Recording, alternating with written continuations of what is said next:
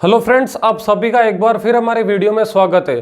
तो फ्रेंड्स, आज हम बात करेंगे शक संवत कैलेंडर की, अंग्रेजी कैलेंडर की, विक्रम संवत कैलेंडर की और हिजरी संवत कैलेंडर की।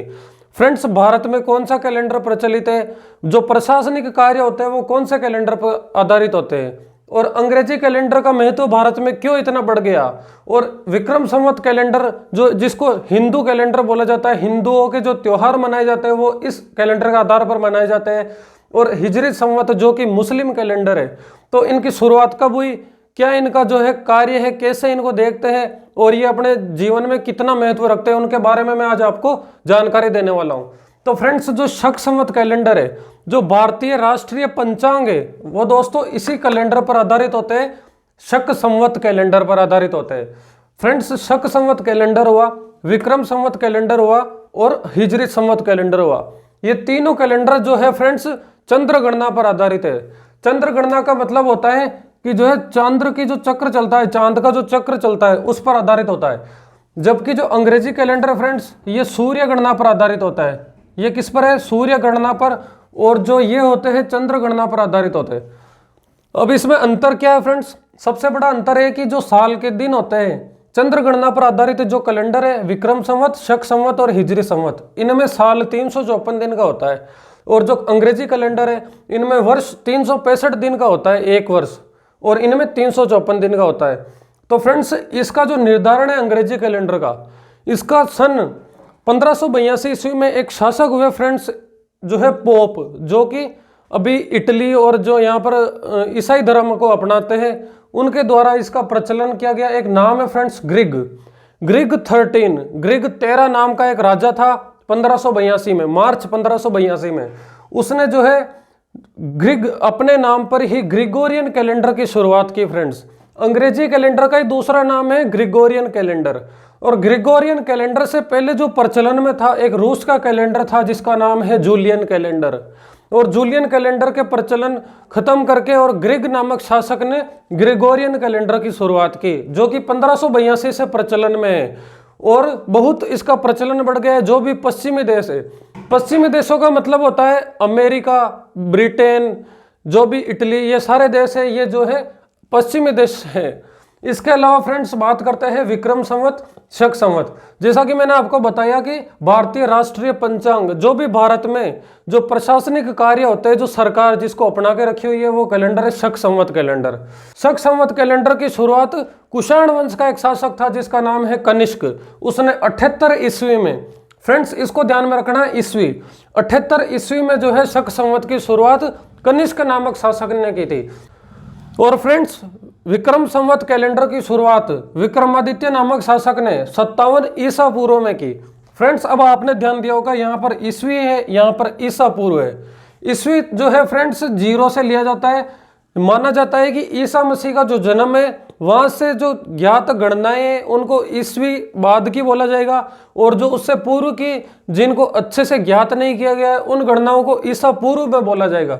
तो फ्रेंड्स, आपको जानकर आश्चर्य होगा कि जो हिंदू कैलेंडर है वो अंग्रेजी कैलेंडर से भी 57 साल पुराना कैलेंडर है फ्रेंड्स, इसलिए इसको 57 ईसा पूर्व बोला जाता है। जबकि जो भारत कैलेंडर अपनाता है अपने राष्ट्रीय पंचांग के रूप में, वो 78 साल नया है फ्रेंड्स, यानी अंग्रेजी कैलेंडर 78 साल पुराना है। किससे? शक संवत कैलेंडर से। और इससे भी पुराना अपना हिंदू कैलेंडर है जिसको 57 ईसा पूर्व जो है तैयार किया गया। फ्रेंड्स, विक्रम संवत कैलेंडर की शुरुआत विक्रमादित्य ने की थी, और इस समय इनके समय एक बहुत बड़े खगोल शास्त्री थे जिनको अभी जो है वर्तमान में भुला दिया गया है, यही बोल सकते हैं फ्रेंड्स उनके बारे में, वराह मिहिर। बहुत बड़े खगोल शास्त्री थे फ्रेंड्स, उन्होंने इस कैलेंडर को तैयार करने में बहुत बड़ा अपना योगदान दिया था। तो फ्रेंड्स, ये बहुत बड़ा कैलेंडर है, इसलिए अभी जो भी विद्वान है फ्रेंड्स जो इस अंग्रेजी कैलेंडर का विरोध कर रहे हैं तो वो सभी इसलिए कर रहे हैं। अब फ्रेंड्स, मैं आपको और जानकारी देता हूं अंग्रेजी कैलेंडर के बारे में। फ्रेंड्स, जो अंग्रेजी कैलेंडर है अपना, जिसको हम अभी अपना रहे हैं, अंग्रेजी कैलेंडर की जो शुरुआत हम जानते हैं फ्रेंड्स जनवरी से होती है और दिसंबर में खत्म होता है। फ्रेंड्स, आप सभी को पता है 1 जनवरी से शुरुआत होती है और 31 दिसंबर को समाप्त होता है। और इसमें कितने दिन होते हैं? 365 दिन होते हैं। फ्रेंड्स, ये एग्जाम में भी बहुत बार कैलेंडर से रिलेटेड क्वेश्चन आते हैं, तो आपको अच्छे से पढ़ना है और जो जानकारी लेना चाहता है अदर वो भी अपने इसको अच्छे से पढ़े, ताकि आपको पता रहे कि हम इसका विरोध कर रहे हैं तो क्यों कर रहे हैं, इसलिए। और अब बात करते हैं Hindu calendar. Friends, Hindu calendar जैसा कि मैंने आपको बताया विक्रम संवत पर आधारित है, तो विक्रम संवत पर आधारित है तो इसको जो है फ्रेंड्स जो चैत्र माह होता है, आपको हिंदू माह याद होना चाहिए। फ्रेंड्स, जैसे अभी बहुत विरोध हो रहा है हिंदू और मुस्लिम, सिख, ईसाई, तो फ्रेंड्स आप सभी को, अगर आप बोलते हो कि मैं हिंदू हूँ, तो आप हिंदू होने के नाते आपको हिंदू जो माह है 12 माह, चैत्र, वैशाख, ज्येष्ठ, आषाढ़, श्रावण, भाद्रपद, आश्विन, कार्तिक, माघशीर्ष, पौष, माघ, फाल्गुन, ये आपको याद होने चाहिए। फ्रेंड्स, तब आपको याद होगा, तब आप इन त्योहारों को अच्छे से मना पाओगे, अपने कैलेंडर का आप अच्छे से उपयोग कर पाओगे। अगर आपको ये याद नहीं है तो फ्रेंड्स आपका जो है कोई मतलब नहीं है हिंदू जो है त्योहार मनाने का, क्योंकि आपको पता नहीं है। अब आपको जनवरी फरवरी सभी पता है, इसलिए आप इसको अधिक प्रचलन में ला रहे हो। आपको हिंदू माह याद नहीं है, इसलिए आप इसको प्रचलन से बाहर कर रहे हो। तो फ्रेंड्स जो है हिंदू कैलेंडर की जो शुरुआत होती है वो चैत्र माह में ही होती है, और जो इसकी समाप्ति होती है फ्रेंड्स वो भी चैत्र माह में ही होती है। आपको बहुत बड़ा आश्चर्य होगा कि ये कैसे हो सकता है। तो फ्रेंड्स आपको मैं बताता हूँ कि चैत्र माह में शुरुआत और समाप्ति कैसे होती है। तो फ्रेंड्स पखवाड़े 2 होते हैं, ये चंद्र गणना पर आधारित होते हैं। इसके 2 पखवाड़े होते हैं। जो 15 दिन का पहला पखवाड़ा होता है जिसको हम साधारण भाषा में बोलते हैं अंधारी, जैसे मारवाड़ी में हमारे इधर बोलते हैं फ्रेंड्स अंधारी, और इसको बोलते हैं चांदनी।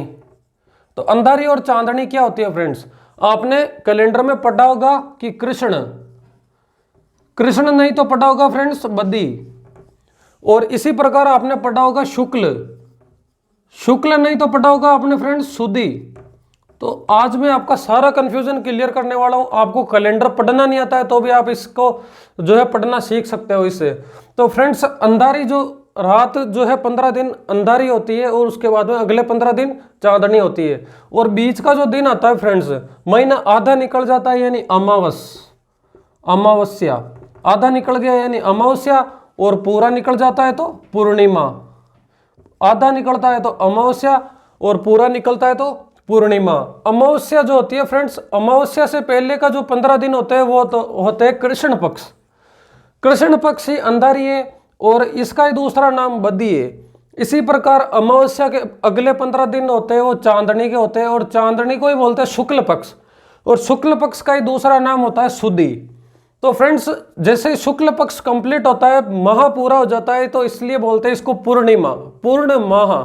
और ये अमावस्या आधा माह होता है, इसलिए इसको अमावस्या।